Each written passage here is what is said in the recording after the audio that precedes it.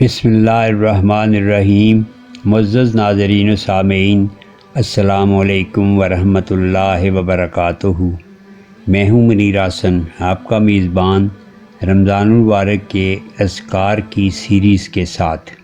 ہمارا آج کا موضوع ہے 9 رمضان المبارک کی عبادات، جن کی تفصیل اس طرح ہے۔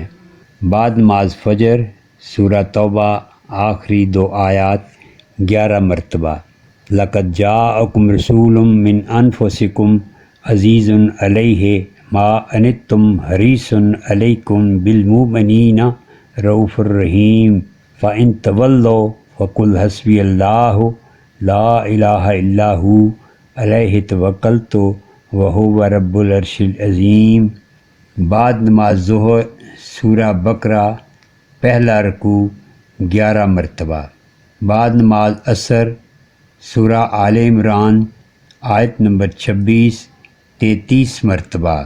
قل اللہم مالک الملک تؤتی الملک من تشاء وتنزع الملک ممن تشاء وتعز من تشاء وتذل من تشاء بیدک الخیر انک علی کل شیء قدیر۔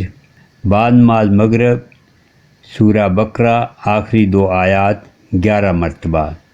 بعد نماز عشاء صلاۃ الحاجات 4 رکعت نفل ادا کریں۔